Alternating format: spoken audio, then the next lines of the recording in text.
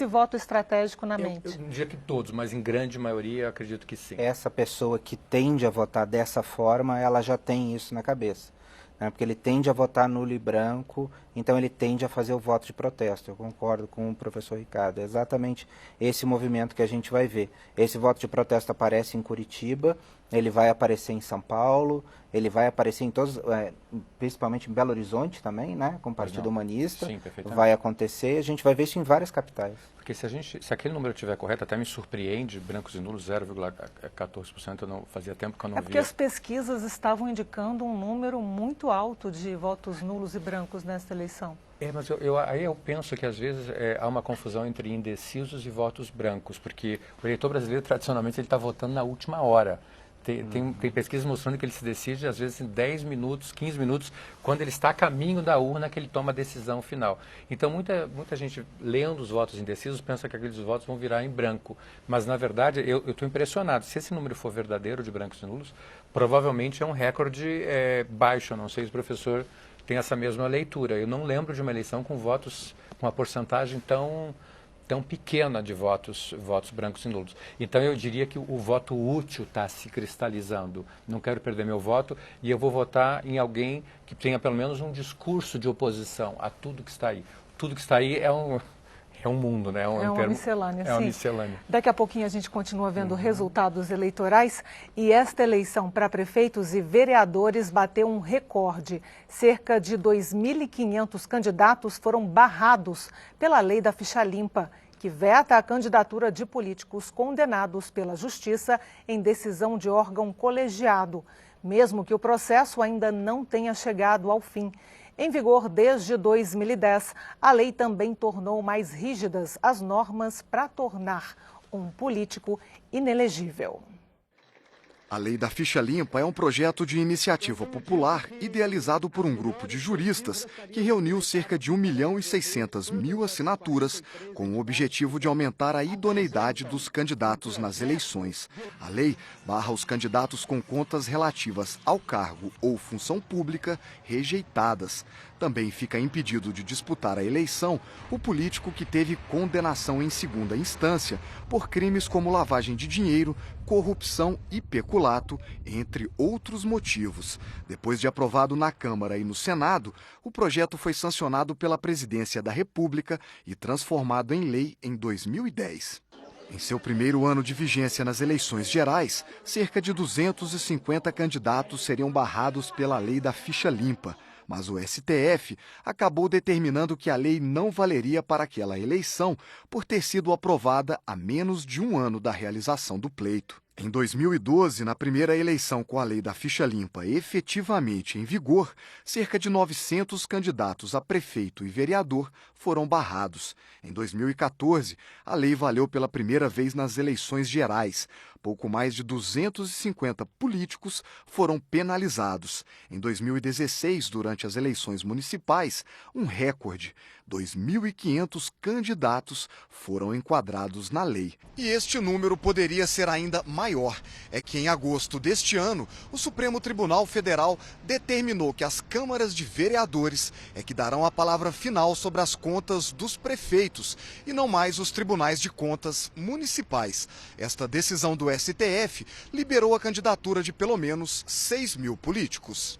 O cientista político André César disse que o crescimento do número de candidatos barrados nestas eleições se deu pelo aperfeiçoamento do trabalho feito dentro dos tribunais eleitorais. É uma lei relativamente nova, né? São poucas eleições há poucas eleições ela está em vigor, então é natural que você tenha, a partir desse aprimoramento, um aumento da coleta de nomes de pessoas e potenciais candidatos, ou candidatos, pré-candidatos, como queira chamar, que se incluam naquele rol dos que não podem assumir um cargo eletivo. Roberto Carlos Pontes, consultor legislativo da Câmara, explica que muitos políticos sequer tentaram se candidatar porque já sabiam que seriam barrados. Mas para ele, o componente mais importante da urna continua sendo o eleitor. Esse juízo de votar ou não votar em alguém que foi condenado, mesmo não houvesse a lei da ficha limpa, já podia ser feito pelo eleitor. E o eleitor poderia dizer: não vou votar no candidato A, porque ele tem uma condenação. Vou preferir votar no candidato B sobre quem não pesa nenhuma suspeita.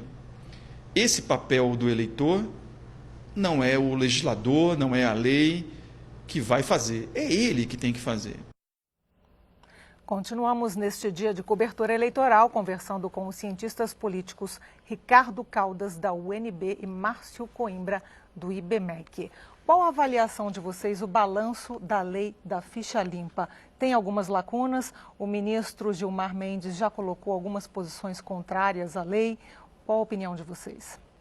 Eu tenho a ideia, o espírito dela é positivo, mas a execução dela é negativa. Assim, ela não deu os resultados esperados. A gente ainda continua com um grande número de congressistas, tanto na Câmara quanto no Senado, que são alvos de processo. A gente não está conseguindo evitar isso. Eles têm conseguido fugir até pelo uso do fórum privilegiado. Então, essa lei ela tem que ser entendida e ela precisa ser colocada em prática juntamente com a questão da discussão do fórum privilegiado. Porque você acaba atrasando os processos vão para outras esferas, para o STJ, para o STF. Então, você não tem as condenações, a nossa justiça ela é muito lenta. E quando você não tem as condenações, então você não tem, na verdade, a aplicação na prática da lei da ficha limpa. Eu diria que a gente precisa aperfeiçoar a lei ainda mais. Eu até tenho sugestões, eu acredito que não basta uma condenação na primeira instância por órgão colegiado ou segunda instância em qualquer nível. Eu acho que a gente deveria também pensar no futuro em um político que já fosse réu em 3 processos, por exemplo, já não existe mais a presunção de inocência. Você pode ser inocente em 1, mas não em 3 ou 4 ou 5. Então eu acho que a gente precisa avançar nesse sentido para que a lei seja aperfeiçoada. Ela atinge muito candidatos a vereador e a prefeito, mas ela não é efetiva em candidatos a governador, a senador, deputado federal e a presidente. E outro ponto negativo da lei, na minha avaliação, é a dobradinha, não é? Porque quando o político, por exemplo, é considerado ficha suja, ele pode ainda colocar a esposa para concorrer. Por essa função, está óbvia a substituição. Exatamente. O sistema acaba criando mecanismos para se autodefender, né? A gente tem visto isso, inclusive, em relação à Lava Jato, que a gente tem visto que os políticos estão tentando criar algum tipo de blindagem. Nós já vimos movimentos no Senado, nós já vimos movimentos na Câmara nesse sentido, né? E esses movimentos de blindagem é que podem acabar estragando toda a essência da lei. E eu concordo com o professor Ricardo. Eu acho que a gente não pode falar de ficha limpa falando de foro privilegiado, né? Eu acho que quem está dentro do sistema e conseguiu se eleger antes disso, consegue se blindar. E outros não conseguem entrar. Agora a gente precisa fazer uma limpeza nos que estão dentro, porque hoje eles estão abrigados dentro do foro privilegiado. E para isso nós já temos também alguns projetos que estão tramitando aqui na casa, né? Tanto na Câmara quanto no Senado. E sem entrar em polêmica, mas entrando, nós tivemos o caso agora famoso esse ano da nossa ex-presidente da República, que foi condenada no impeachment, sem entrar no mérito, mas ela ficou absolvida de qualquer tipo de condenação, então ela está absolutamente livre, ela não cai tecnicamente no ficha limpa para concorrer a qualquer cargo, seja no plano municipal, estadual. É porque tem aquela polêmica que para o presidente da República vale a Constituição, não uma lei que é infraconstitucional, Exatamente. que pegaria outro tipo de político. Então, mas eu digo assim, pelo princípio, né, então, quer dizer, só para mostrar as lacunas da lei, né?